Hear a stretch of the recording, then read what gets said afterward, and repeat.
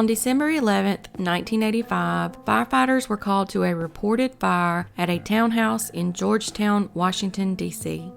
They would find the only thing on fire was 38-year-old Lynn Amos, who had third-degree burns over 80% of her body and was laying unconscious in her bed. She was taken to a nearby hospital where she would sadly pass away 10 days later on December 21st. Investigators originally thought she had died after accidentally setting herself on fire from smoking in bed. However, according to her family, she was not a smoker, and investigators found no traces in her home that she ever was. After a toxicology report was performed, they would find her blood alcohol level was at 0.25, which is almost impossible. Lynn would have had to consume 9 to 14 drinks in the span of 1 hour to hit that blood alcohol level. When insurance investigators came in and examined the room where Lynn was found, they found the mattress, pillow, and floor had been doused in some kind of accelerant. Further testing would show the accelerant used was a mixture of kerosene, gasoline, and turpentine. Now that investigators knew the fire was set intentionally, her death was officially ruled a homicide. When investigators began looking into who possibly killed Lynn, they discovered she worked as a financial consultant for a management consulting firm where she was involved in some serious investigations of Mexican banks. During her investigations, she had discovered some very bad lending practices that was going to look less than favorable on the Mexican banks. While she never talked specifics to anyone about her investigations, she had mentioned to some friends over brunch that she had seen some dangerous things during her investigations in Mexico. Lynn was last heard from at 10 p.m. that night when she called her office claiming that she would be late for work the next day. Her friends and family believed that sometime after midnight, her killer broke into her home and killed her. Because there were no signs of forced entry, the killer may have had a key. They speculate that the killer forced her to drink enough alcohol to render her unconscious. The killer then spread the flammable substances on her bed and body and set it on fire. Lynn's friends speculated that she may have found something related to drug money or a fraudulent loan. Her family's attorney believes that her death was a professional hit. Interestingly, her reports on the banks was never finished, and as of today, this case remains unsolved.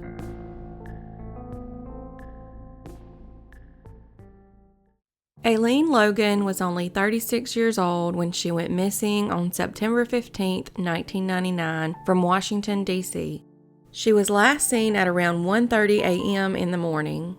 Family members had been trying to reach her for hours, but were unable to and became very worried. They would then reach out to the apartment manager to conduct a wellness check at her home on South Capitol Street. They would find the apartment in complete disarray and also signs of a struggle. They would also find her baby son, Jerome, still in his infant seat. Thankfully, he was fine, but had been there alone for a few hours. This is where the case would turn cold, with Allean missing and no answers to where she might be. Allean's nephew, Henderson Long, had become so passionate about finding out what had happened to his aunt that he created the DC's Missing Voice platform to help find other missing people in the DC area. He would never stop searching for answers, but 18 years would pass before a break in the case. Family members of Allean would provide their DNA to detectives, hoping to maybe get some answers. Everyone was shocked when a match was discovered. The match turned out to be a Jane Doe that was discovered 1 year after Allean went missing, only about 1.5 miles from where she was last seen. Unfortunately, the body they found was all bones, and cause of death could not be determined. However, detectives would confirm they are now investigating her death as a homicide.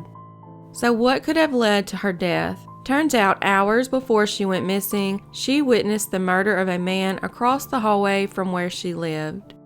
When detectives showed up on the scene, she reportedly discussed with them what she saw. It is believed the suspect or suspects came back later and either followed Allean inside her apartment or was able to get her to open her apartment door. Either way, there was definitely signs of a struggle inside the apartment.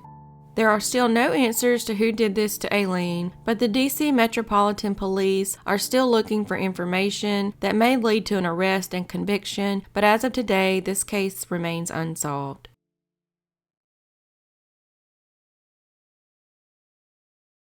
58-year-old George Longshore was a healthcare executive who lived in Elkins Park, Pennsylvania, when he was murdered in Washington, D.C. on November 13, 2004. He had attended a wedding of his daughter's best friend and then a wedding reception with his wife Joanne, their daughter Janelle, and her husband Joe Kalinsky. They were celebrating with a night of dancing at the wedding reception.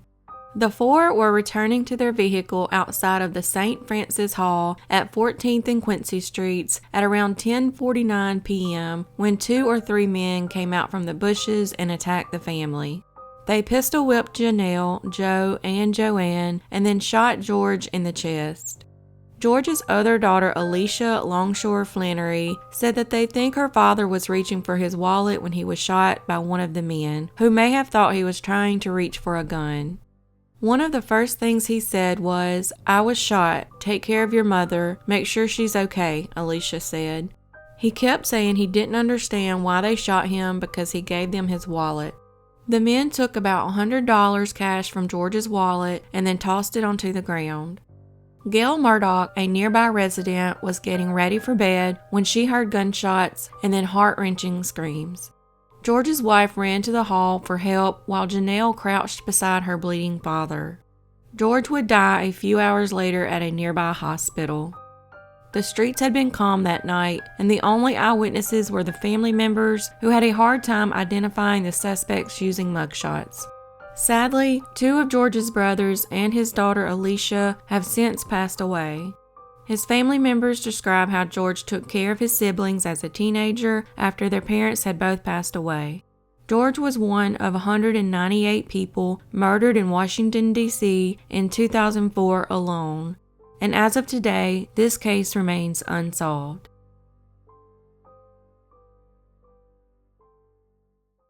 Three-and-a-half-month-old April Nicole Williams was last seen in Washington, D.C. on December 3, 1983. She and her mother, Eleanor Williams, were traveling by bus from Suffolk, Virginia, to see Eleanor's boyfriend in Kansas when they got stuck in Washington, D.C. at the old Trailways station with a 3-hour layover.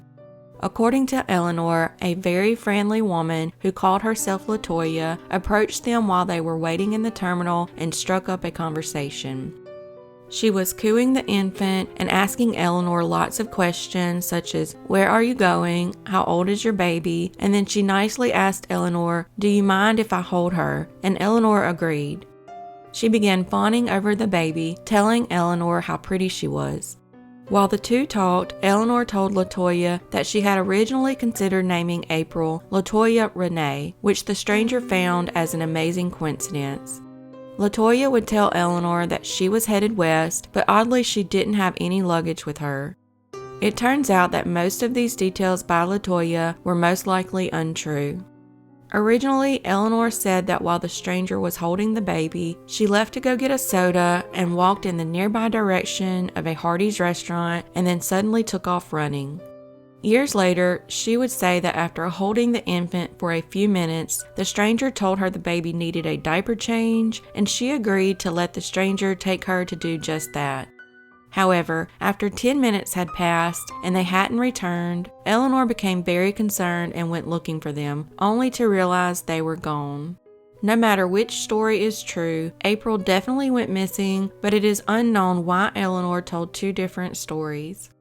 However, Eleanor was given a polygraph test and passed and is not considered a suspect. April's abductor is described as a slender black female in her 20s, 5'3" with red braided hair. Investigators believe the stranger that kidnapped April probably wanted to raise her as her own child. This would lead to one of Washington, D.C.'s largest missing child searches ever in the history of the city, but sadly they were unable to find April. Eleanor will never forget the day her daughter was abducted, and with her being only 18 at the time, it is a nightmare she has relived all these years. She had grown up on a 9-acre farm in Southeast Virginia and had never ventured out more than 30 miles before leaving home on that day. Eleanor continues to search for her daughter, but as of today, the case remains unsolved.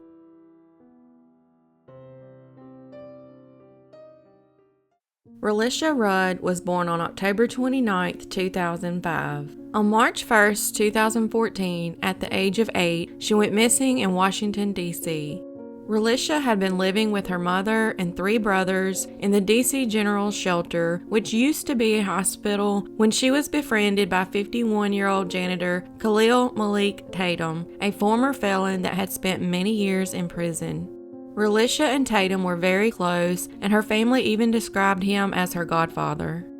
Relisha was often provided clean clothes by the school staff, and she often talked about the horrible living conditions she endured.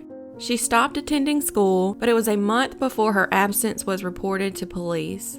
Officials explained the absences had been excused because Relisha was sick and in the care of a Dr. Tatum.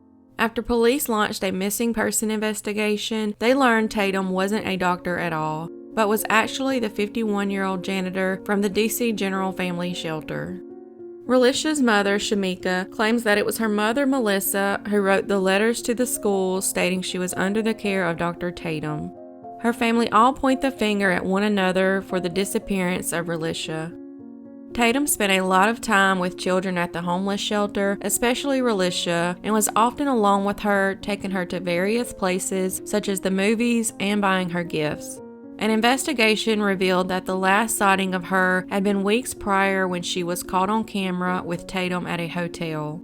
In March 2014, the FBI released surveillance footage showing Relisha and Tatum going into a hotel room at a Holiday Inn Express in D.C. on February 26, 2014. The next day, Tatum suspiciously purchased 22-gallon trash bags. Almost a month later, on March 20, 2014, Tatum's wife, Andrea Tatum, was found deceased from a gunshot wound to the head in a hotel in Prince George's County, Maryland. The couple is seen on video entering the hotel room together the night before. The FBI would then issue an arrest warrant for Tatum for the murder of his wife. At the end of March, searchers found Tatum's body in a shed in the Kenilworth Park and Aquatic Gardens, shot in an apparent suicide. The handgun that was used in the suicide is the same handgun that was used in his wife's murder. Relisha's stepfather, Antonio Wheeler, her mother, Shamika, and her grandmother, Melissa, went on the Steve Wilkos talk show. At that point, Antonio and Shamika were no longer together. Shamika told Wilkos that her and her relatives believed she was going to a pool party with Tatum's granddaughter, despite the fact the hotel has no indoor pool. Police would say that the family would often let Relisha spend time with the janitor, but Shamika has denied handing her daughter over to Tatum. Instead, Shamika said she was under the impression that her daughter was at her sister's house under the care of her grandmother, Melissa Young. That's why, she claimed, it took so long for the young girl to be reported as missing. Shamika also tells Wilkos she had no phone and no means to communicate with her mother and Relisha. When asked by Wilkos what he believes occurred with Relisha's mother, Antonio responded, "I believe she has something to do with it, and also her mother too." Relisha's mother defended Tatum, claiming he was a good man, and claims the police told her Tatum was never a suspect. The stepfather, Antonio, and grandmother, Melissa, both took lie detector tests on the show and passed, but Shamika refused to take the test. Antonio has also had fingers pointed at him because he posted pictures with wads of cash in his mouth alongside images of new sneakers and a new cell phone around the time Relisha went missing. The images prompted rumors that the couple sold Relisha to a sex trafficking organization, rumors that Antonio denies and remain unconfirmed. Investigators believe Relisha is possibly a victim of sex trafficking. A 14-year-old girl from the same homeless shelter had been sex trafficked to Los Angeles. In 2017, the D.C. police named July 11th as National Relisha Rudd Remembrance Day. Natalie Wilson, co-founder of the Black and Missing Foundation, would say that we believe that someone has information as to the whereabouts of Relisha. All we need is one person to come forward. Human trafficking is a multi-billion-dollar industry in the United States, with hubs in Georgia, Illinois, Texas, and Maryland. According to the National Center for Victims of Crime, most of those kidnapped for sex trade are U.S. citizens, despite public perception that it typically involves immigrants. As of today, Relisha still remains missing and the case unsolved.